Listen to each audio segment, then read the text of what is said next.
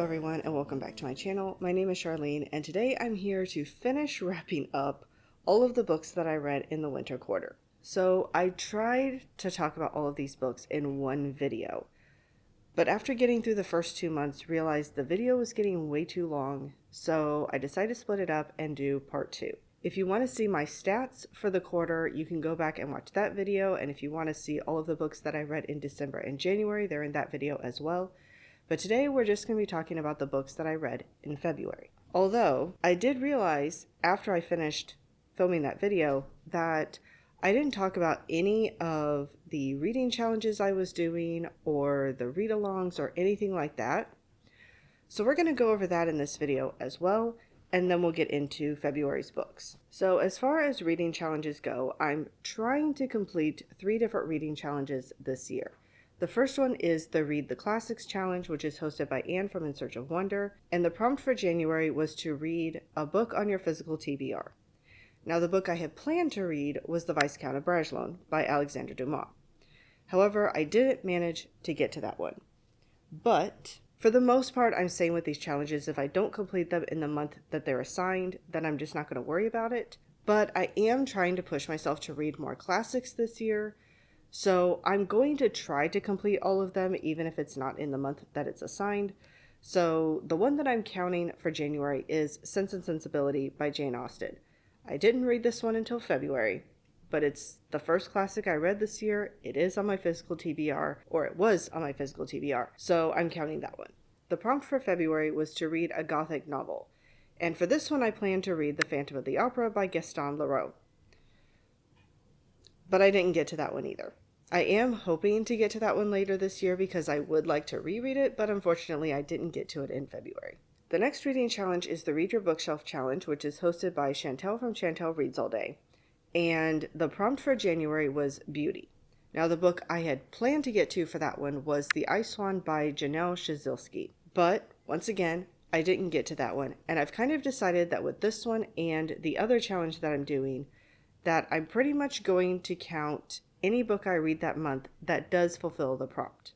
I'm not going to pick out the books ahead of time. So the one I ultimately decided to count for this prompt was Healer by Linda Windsor, which I do own. I just forgot to grab it off my shelves. And this one I'm counting for Beauty because I do think there are a lot of aspects of the romance in this one that are beautiful, and I do think Brenna's faith is beautifully illustrated as well. Plus, it takes place in Scotland, and there's lots of nature, so there's also natural beauty as well. And then the prompt for February was Size, and for this one, I decided to count Orange Volume 1 by Ichigo Takano. So awkward. I assumed our mail had already run for the day. I have the mailman glancing in while I've got all the camera equipment set up. Anyway, so I decided to count this one because even though it is a manga, it is over 500 pages long. So it is a big book, even for a manga. Then the third reading challenge I'm trying to complete this year is the Elevate Your Reading Challenge, which was created by Angie from Book Mama. I am stumbling all over this one. And the prompt for January was to read a recent release. And so for that one, I read The Stolen Queen by Fiona Davis. I started it in January, even though I didn't finish it in January, so we'll be talking about this one later. Actually, pretty much all of these books I've mentioned, except for Healer, I read in February. But this one did just come out in January, so I'm counting it for that. And then the prompt for February was to read a traveling book, and for this one I read Cities of Smoke and Starlight by Ellie Ernest, which not only takes place on a distant planet, but also involves the characters traveling to a different part of that planet. And then I also hosted my own wintry reading challenge in January and February this year, and that was my winter treasure hunt. And I thought I did better on this one than apparently I actually did. I only completed 2 of the prompts. And I do think part of it is because I said they had to be completed in order, and that's why I didn't complete as many. But both of them were for the Victorian house, and the first one was to read a book that takes place before 1900. And for that one I read, again, Healer by Linda Windsor. And then the second prompt was to read a book by an author who is no longer living, and for that one I read Hogfather by Terry Pratchett. Yes, I did technically start this book in December, but I didn't get very far, so I'm still counting it. This is something that I'm hoping to make an annual thing, but I will probably design it very differently next year, mostly because of, yes, a forced order does make it more difficult to complete. I would have had more prompts done if they didn't have to be completed in order. Then there were 2 different readathons I participated in January and February. The one in January was Epistolary January, which was hosted by Anne from In Search of Wonder. And for that one, I only finished 2 books. I think I may have started 1 or 2 others, but I only finished 2. And those were The Appeal and The Christmas Appeal, both by Janice Hallett. The Appeal was the one that I was hoping to get to the most. If I got to any more books besides that, that would be fine. But that was the only one that I was really pushing for because I've been wanting to get to it for years and just keep putting it off. And then my hold for The Christmas Appeal came in very soon after I got added to the wait list on Libby. And so I decided, you know what, let's go ahead and pick it up. And it's a novella, so I read it in 1 day. And then in February, I participated in Feb Regency, although my only stipulation was I wanted to complete 1 Regency book. And so that one was Sense and Sensibility by Jane Austen. All right, I think that covers all of the challenges and readathons and all of that. So now we can get into the books that I read in February. And now I have to remember what order I'm talking about them into. So the order I'm going to be talking about these books is from my lowest star rating to my highest star rating. And if there are multiple books that got the same star rating, they're just listed in the order that I read them. So this is not 100% a least favorite to most favorite, but they are at least in the order of enjoyment. And to try to keep this somewhat brief, because I did a terrible job of that in my last video, I'm going to be giving you the title, the author, the age category and genre, a brief summary, and then some of my thoughts on the book, and hopefully I can keep my thoughts brief. We shall see. I'm not holding my breath though. So I had no DNFs in February, which is always a bonus. And my lowest star rating was a 3.5. And that one went to The Stolen Queen by Fiona Davis. And this is an adult historical fiction. Set in 2 historical timelines, we follow Charlotte in the 1930s when she's working at an archaeological dig site in Egypt, and then later in the 1970s where she's working at the Museum of Natural History in New York City. The Met Gala is fast approaching, as is the King Tut exhibit, and everyone is trying to make sure both events go on without a hitch. But then an item shows up at the museum that Charlotte knows to have been lost. Believing it to be stolen, she tries to uncover its owner, but that may put her own life in danger. So one of the hardest parts about this book is that the event that the title refers to happens so late in the story that I don't even feel like I can talk about it, which feels kind of odd. This book I have very mixed feelings on. It started out fairly strong, and I was really enjoying it. We really have 3 different perspectives. We have Charlotte in 1936 and 37, when she's in, I think, her early 20s, and she's on this archaeological dig in Egypt. Then we have her in the mid-late 1970s when she's in her 60s and working at the Museum of Natural History. And then in the 1970s, we also have, is it Annie or Anne? Yes, Annie, who ends up getting a job with a fashion icon who is working the Met Gala.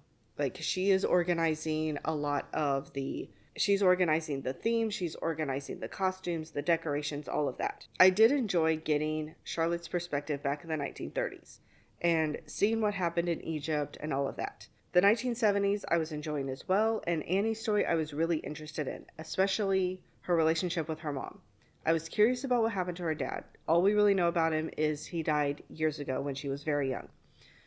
But I was kind of curious about him. I was curious about her and her mother and their relationship because it's not a good, stable relationship, and really wanted to know more about her. But we didn't get quite as much information on Annie as I was hoping for. And I will be honest, by the time I got to the end of the book, I was struggling to figure out why we had Annie's perspective in the first place. In the end, she really didn't play that big of a role. And I felt like any role she did play was basically the author trying to justify having this character in a POV role. And one of the other things that was kind of a letdown with this one is that there's really about 5 different mysteries going on. by the time you get to the latter part of the book. I'm not going to say what all of them are because I don't want to spoil anything, but there are about 5 different mysteries. However, every single one of them is related to Charlotte. None of them are related to Annie. And in the end, they're all solved within, at most, about a week or two of each other, if not a few days. And so it just felt like there was a lot going on, and it got wrapped up way too quickly. I think there could have been an epilogue to, advance in the future and have some things wrap up 10 years in the future, 20 years in the future. I think some of the things could have been spread out a little better so they didn't happen just back to back to back. I don't know. In the end, it just felt like way too many loose ends to try to tie up, and they got tied up way too quickly.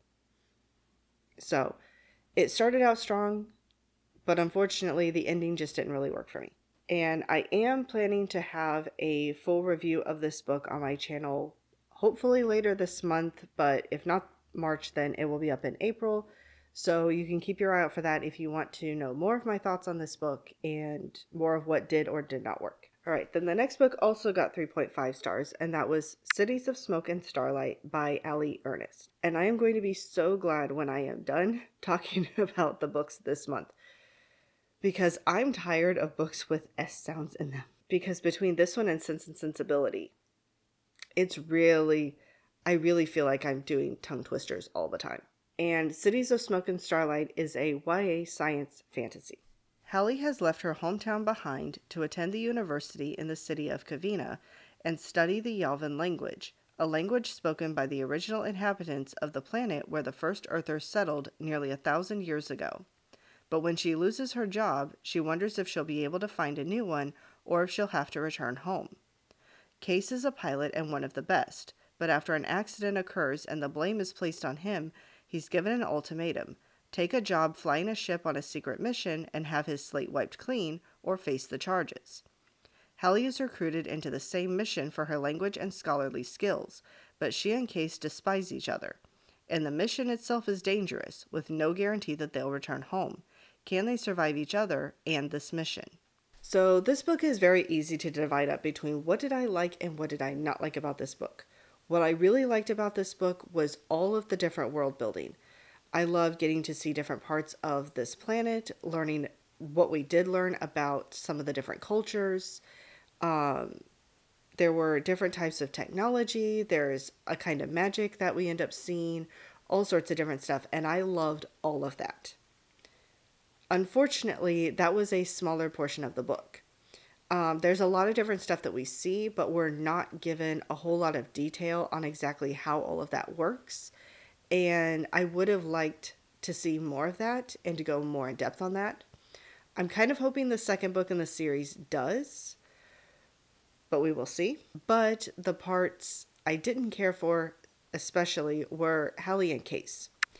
The initial reason that Hallie is annoyed with Case and doesn't like him felt very forced, didn't feel genuine at all. And I understood why Case was upset with Hallie because of her treatment of him, but I didn't understand Hallie's initial dislike for Case. And the bickering between the two of them did feel like it went on for a bit too long. I'm hoping in the second book that because they've worked past a lot of their initial issues with each other, that it will be more fun. It'll be more fun to read the second book because we're not dealing with them arguing all the time. But again, we'll see. I have no idea what their relationship's going to look like in the second book. I don't even know what to expect from the second book. I haven't looked up a summary or anything. So we'll just have to wait and see. And one of the things that was just kind of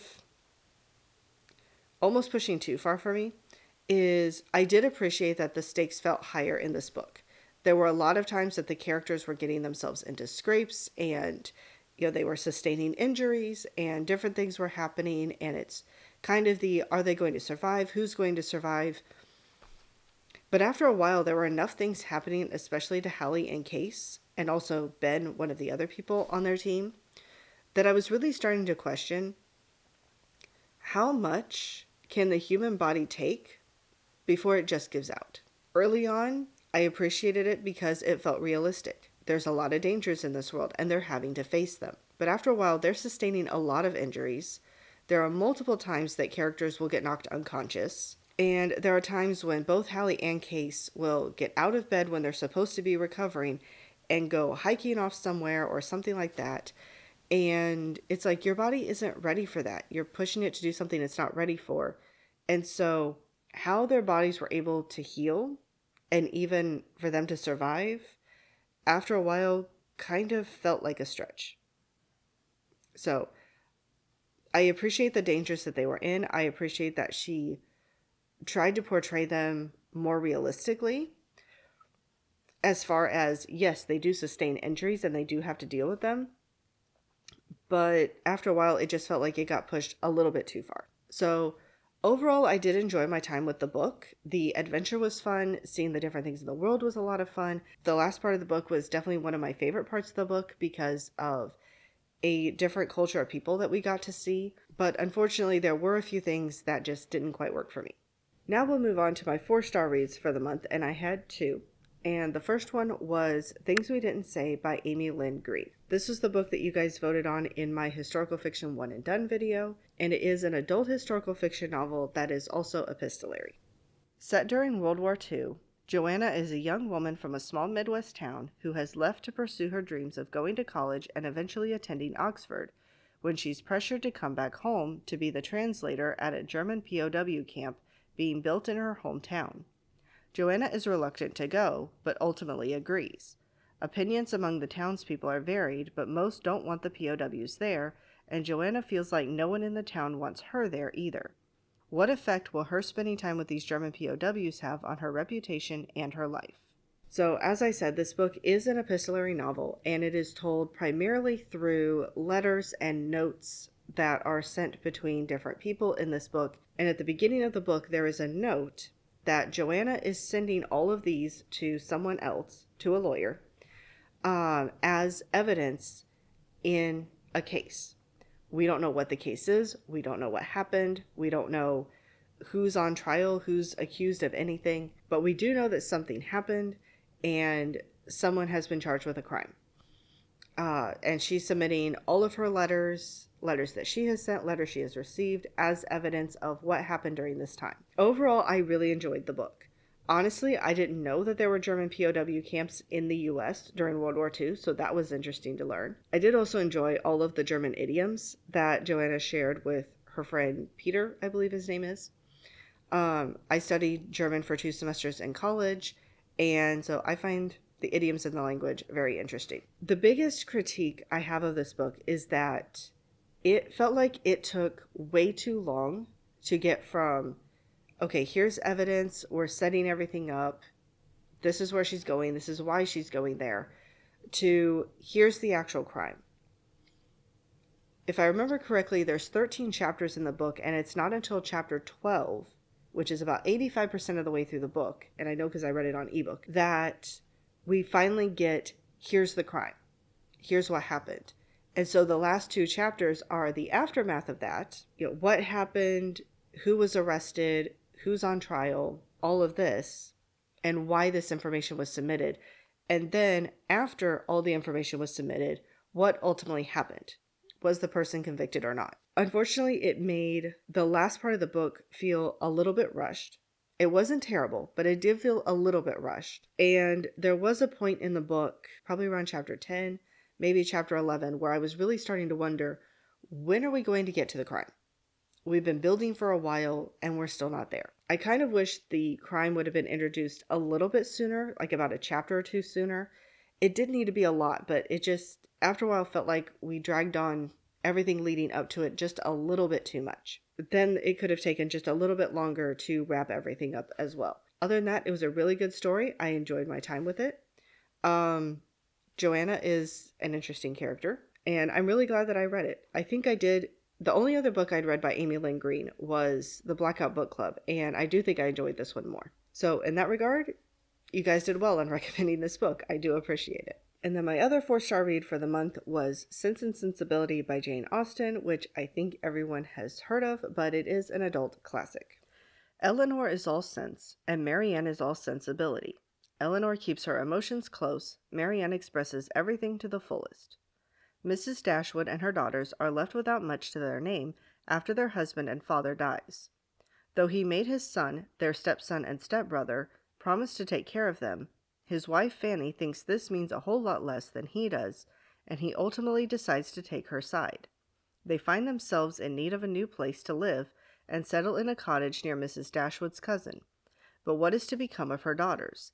If only the young men who have been doting on them will ask them to become their wives.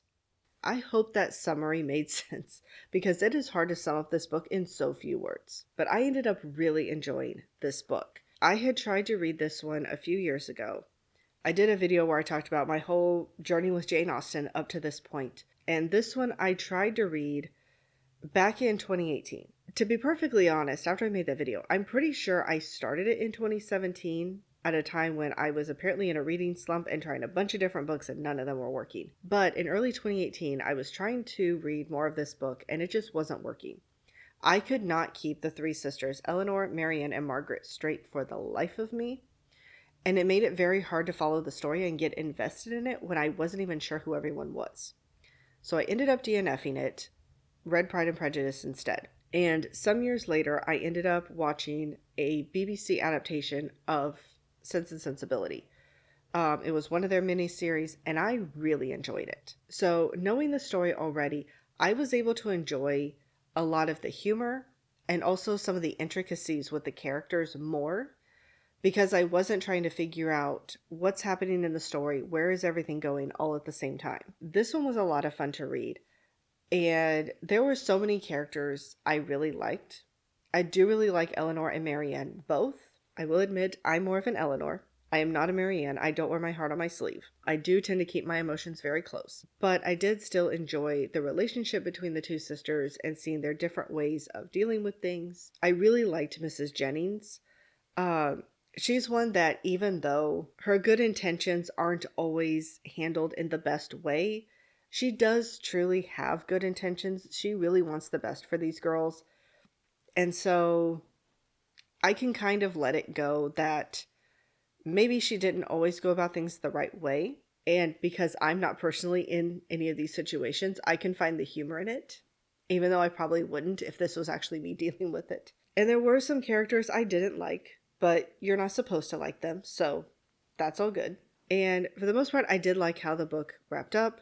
There is just one relationship that always just feels strange to me, and I really think it's the age difference. At that point in time was probably somewhat normal. Not saying it was common, but at least not frowned upon. But it just feels weird from a modern perspective. So there's that. But other than that, really enjoyed the book and looking forward to reading some more of her novels. All right, so now we will move on to my 2 5-star reads for February, and the first one was Orange by Ichigo Takano, and this is volume 1, so there is still a second volume, but this one is a manga and it is a YA sci-fi. Naho is beginning her second year of high school when she receives a mysterious letter written by herself 10 years in the future. In the letter, her older self tells Naho of things she did in her past that she regrets, things she wants her younger self to do differently. And most of these things revolve around a new boy in her class named Kakeru, who just moved from Tokyo, and according to older Naho, will suffer a terrible fate in the future. But can Naho change her future, and Kakeru's, and what will changing the future mean? So by the fact that I gave this 5 stars, I obviously really enjoyed it. So this book focuses a lot on friendships and what changing the future can mean. The book is primarily told from the perspective of younger Naho, but there are some portions that are told from the perspective of herself 10 years in the future. And it's in that perspective that we learned what actually happened to Kakeru, what terrible fate it is that older Naho is trying to prevent by writing to her younger self. And then, of course, we get to see all of the changes as she's doing different things, and then sometimes things show up in the letters that her older self tells her, when you have this conversation, talk about this or don't do that. And younger Naho is like, that conversation didn't even happen.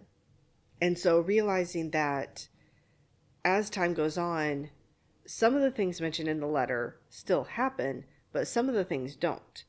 And so wondering what it means when the future starts changing and, um, how to navigate this and everything. And it's also causing Naho to come out of her shell a bit because the things that she would normally do and the ways that she would normally respond, her older self is saying, don't do that. So it's causing her to think differently. It's causing her to act a bit differently and to try to be more forthcoming, to be less shy, come out of her shell a bit, all of that. I really enjoy the friendships in this book, and I'm really curious to see where the rest of the story goes. And then my last 5-star read for the month was actually a reread, and that was Lunar New Year Love Story by Jean Lewin Yang. And this is a graphic novel, and it is a YA contemporary with a touch of magical realism.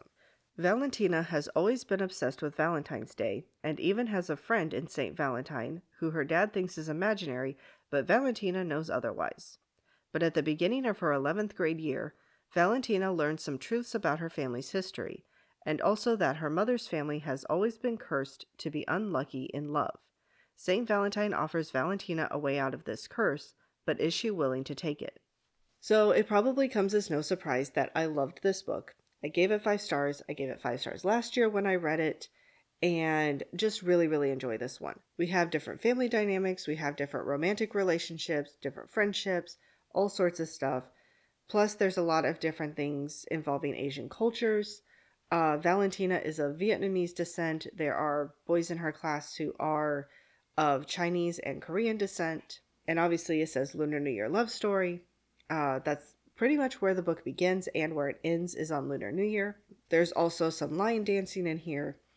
And honestly, I just love seeing the characters grow and change throughout this book, especially Valentina. And one character I realized when I was rereading this that I really didn't talk about when I wrapped it up last year is Valentina's grandmother. I love her grandmother so much. She is just very no nonsense, in your face, this is the way it is. And also, like, you finally called me after all these years. I'm coming over to visit and I'm fixing dinner. That basically you talking to me at all is an invitation for me to come over. So very much wants to be involved in Valentina's life, wants to be involved in her son's life, in the grandmother's son's life, in Valentina's dad's life. Isn't afraid to say what she thinks. Overall, just a really fun story, and I really enjoyed it. All right, so those are all of the books that I read in the month of February. If you read any of these books, let me know what you thought about them down in the comments below, because I'd love to keep talking about them. I guess I asked this in the last video, but in case you didn't see that one, let me know what some of your favorite books were from the last 3 months. So that would be December, January, and February, or just some of your favorite books that you've read so far this year. Other than that, I hope you're having a wonderful day, and I'll see you later.